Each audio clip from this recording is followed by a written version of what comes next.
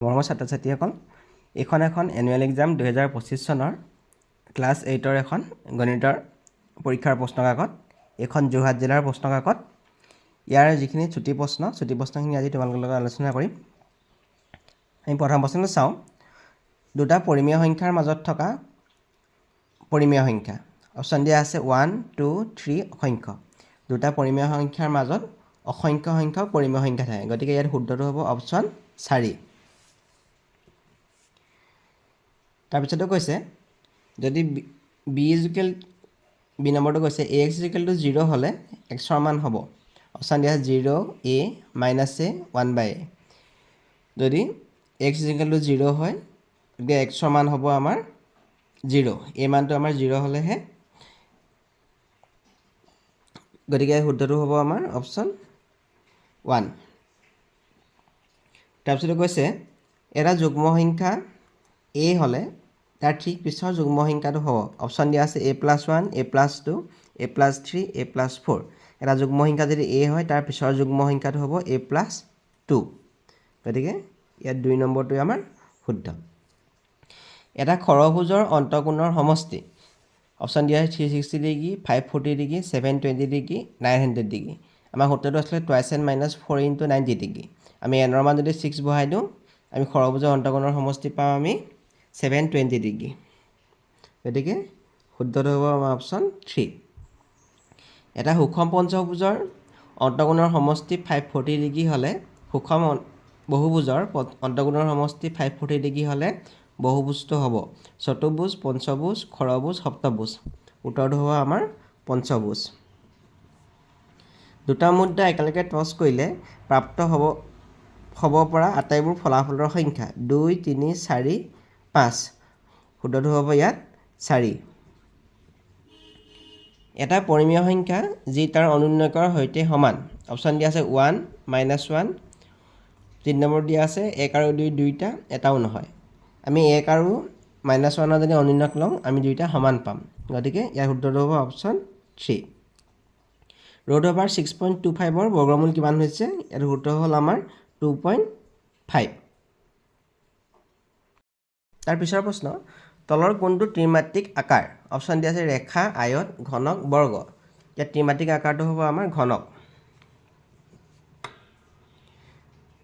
এটা চুঙাৰ শীৰ্ষবিন্দুৰ সংখ্যা 0, 1, 2, 3। চুঙাৰ শীৰ্ষবিন্দুৰ সংখ্যা হ'ব 0। এটা বৰ্গৰ পৰিসীমা 40 মিটাৰ হ'লে বৰ্গটোৰ বাহুৰ দিশ হ'ব 10 মিটাৰ, 20 মিটাৰ, 15 মিটাৰ, 25 মিটাৰ। শুদ্ধটো হ'ব আমাৰ 10 মিটাৰ। এটা ঘনকৰ পাৰ্শ্বপৃষ্ঠ কালি হ'ব। অপশ্যন দিয়া আছে বাহু স্কোৱাৰ, 4 × বাহু স্কোৱাৰ, 5 × বাহু স্কোৱাৰ, 6 × বাহু স্কোৱাৰ। পাৰ্শ্বপৃষ্ঠ কালি হ'ব 4 × বাহু স্কোৱাৰ। ইয়াত 2 নম্বৰটো আমাৰ শুদ্ধ। 2345.23 প্ৰামাণিক ৰূপটো হ'ব। ইয়াৰ প্ৰামাণিক ৰূপটো হ'ব 2.34523 × 10⁻³ গতিকে শুদ্ধটো হ'ব অপশ্যন 2। 0,4 বিন্দুৰ ভুজ হ'ব। ইয়াত যিটো x স্থানাংকটো ভুজ কয়, y স্থানাংকটো কোটি কয়, গতিকে ভুজটো হ'ব আমাৰ 0। তাৰপিছৰ অৱস্থাটো যদি x আৰু y প্ৰত্যক্ষ সমানুপাতত থাকে তেনে তলৰ কোনটো শুদ্ধ? যদি প্ৰত্যক্ষ সমানুপাতত থাকে x1/y1, x2/y2। গতিকে এইটো আমাৰ অপশ্যন 1ত আছে। তলত দিয়াবোৰৰ সত্যাসত্য বিচাৰ কৰা। শূন্যৰ প্ৰতিক্ৰম নাই। শূন্যৰ প্ৰতিক্ৰম নাই, এইটো আমাৰ শুদ্ধ। -7/4ৰ যোগাত্মক বিপৰীত সংখ্যাটো হ'ল -9/7। এইটো আমাৰ অশুদ্ধ। আয়তৰ কৰ্ণমূল লম্বভাৱে সমদ্বিখণ্ডিত হয়, এইটো আমাৰ অশুদ্ধ। এটা বৃত্তৰ বৃহত্তম জ্যাডাল হ'ল ব্যাস, এইটো শুদ্ধ। বৃত্তৰ বৃহত্তম ব্যাস হ'ল জ্যাডাল হ'ল ব্যাস। দুটা পূৰক কোণৰ মান সদায় এটা আনটোৰ লগত সমান, এইটো আমাৰ অশুদ্ধ। সদায় সমান হ'ব নোৱাৰে। খালী ঠাই পূৰণ কৰা। এটা সুষম পঞ্চভুজৰ প্ৰতিটো কোণৰ মান। সুষম পঞ্চভুজৰ আটাইকেইটা কোণৰ যোগফল 540 ডিগ্ৰী। যদি আমি হৰণ কৰোঁ 108 ডিগ্ৰী, 5 যদি হৰণ কৰোঁ এইটো হ'ব 108 ডিগ্ৰী হ'ব। এটা আয়তৰ দিশ A আৰু প্ৰস্থ B হ'লে পৰিসীমা হ'ব ইয়াৰ পৰিসীমা হ'ব 2 × a + b।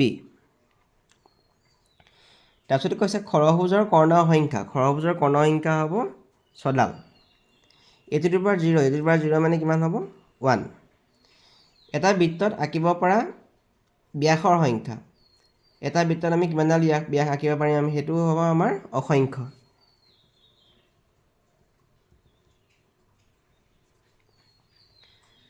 তাৰপিছত কৈছে আমাৰ মূলবিন্দুৰ স্থানাংক কিমান হ'ব আমাৰ 0 0। আজিলৈ ইমানেই।